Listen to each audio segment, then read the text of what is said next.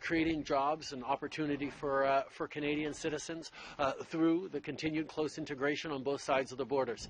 These are things that we have always been very strong on, and I will continue to discuss frankly and respectfully on a broad range of issues with the American President. And en français, on the travel ban. Nous allons parler de bien des enjeux, j'en suis certain, mais au cœur de toutes nos discussions vont être la prospérité économique pour la classe moyenne, les opportunités que les gens ont pour de réussir. On sait que nos économies sont extrêmement interdépendantes et nous allons nous efforcer de s'assurer que c'est notre priorité. Mais en même temps, les Canadiens savent très bien qu'en plus de protéger et de développer nos emplois et nos opportunités économiques, je me dois d'être clair dans ma défense et dans ma promotion de valeurs canadiennes, et c'est exactement ce que je continue à faire.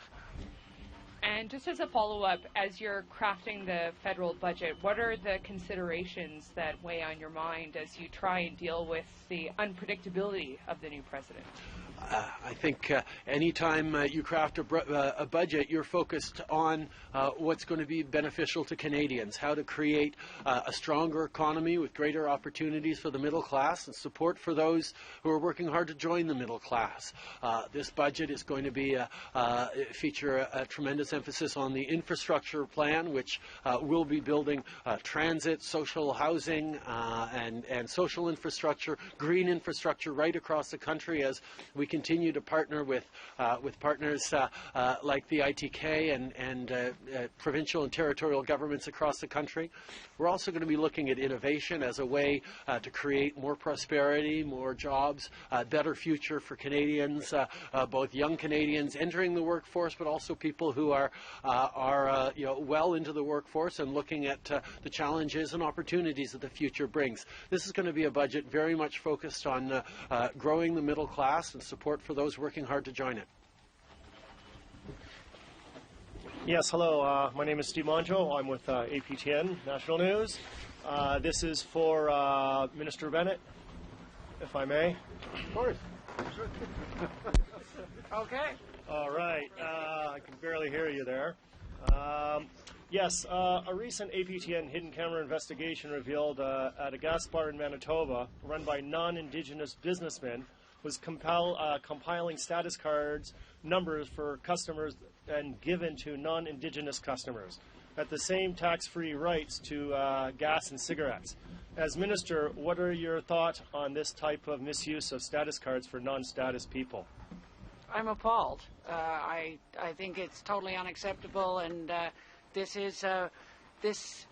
the issue of rights is hugely important, and this is for Indigenous people and anybody who is in the business of selling those rights or because it's not rights, it's fraud.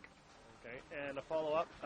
The same investigation revealed your department has been letting the gas bar in question operate without proper land designation for over a decade. What's the point of making communities vote on land designation if you don't recognize the results of a no vote? Well, I'm happy to look into that, and we'll get back to you. Thank you. Thank you. Hi, if the Prime Minister and Nathan can answer this. So that now that you've met here in Iqaluit, what's going to happen from here to ensure that there's action afterwards? Well, that's an excellent question. Thank you for that. The fact that we're focused on right now is that, yes, this is a historic opportunity to come together to create a path forward in respect and partnership and collaboration. But as we've said many times during this meeting this afternoon, it's all about the next steps. It's all about the concrete deliverables, about the measurable improvements we're going to make in the lives of people in the North, whether it be around nutrition, whether it be and access to food, healthy food, whether it be around housing, whether it be around infrastructure, education, jobs. We have made a very strong commitment to work together on the issues that are priorities for the Inuit, and that's what I'm very excited about. I think the hard part begins today. We've set up a structure in which we can work together, and now we're going to populate a work plan. And we're going to come together, senior officials, that are going to decide how to craft action on things like land claim implementation, on health issues, whether it's suicide prevention or tuberculosis, housing and infrastructure, or language and culture, and ensuring that when we work together and how we implement this partnership committee is done with respect from both sides, from the Inuit specific side and from the Inuit jurisdictional side, but also from the federal side. We want to work together, but we also want to unlock potential with provinces and territories and all partners within the work that needs to happen for social equity for Inuit and also the implementation of rights of Inuit over time. Thank you. Last question. Do you have an idea of when you might meet again?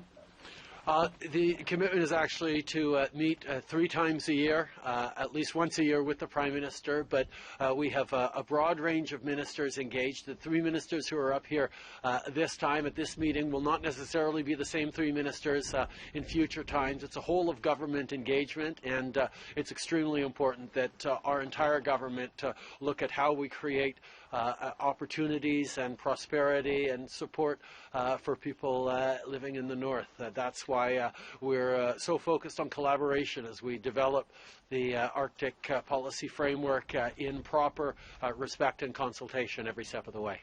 Thank you. 2 more questions. Hi, I'm Thomas Schroeder from Nunatsiaq News, a local newspaper. I've been asked to ask both of my questions in one, so it's a 2-part question. And it focuses on consulting and a message to people in the North.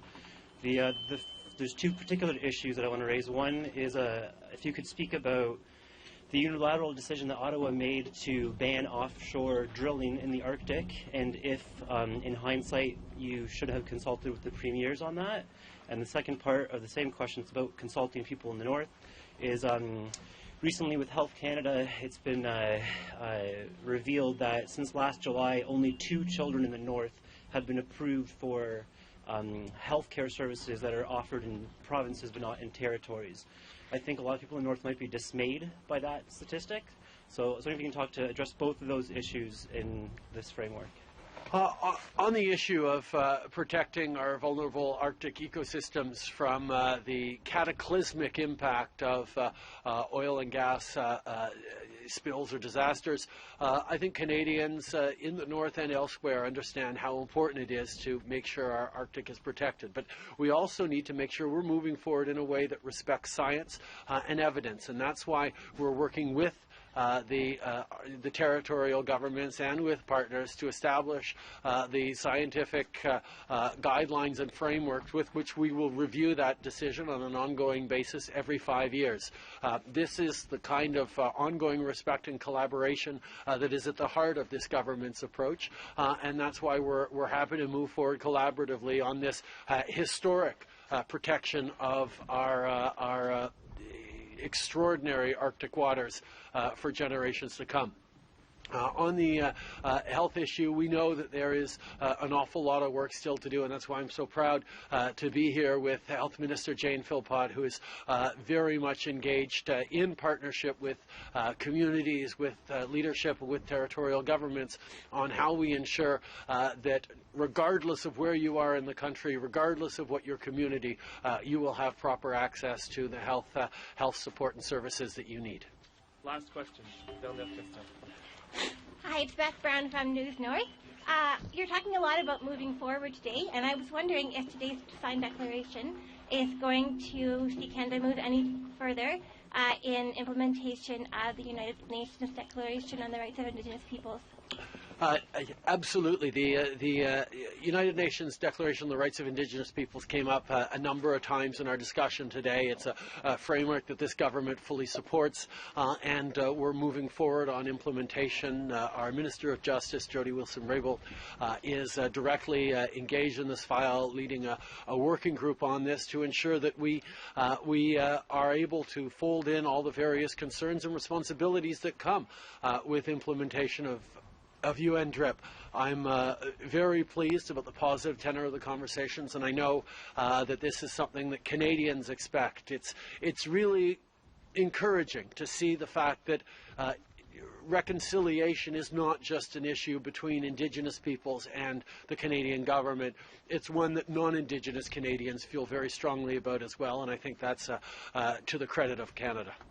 And also, real quick, will you be talking with the President of the United States about Arctic security and any changes to that?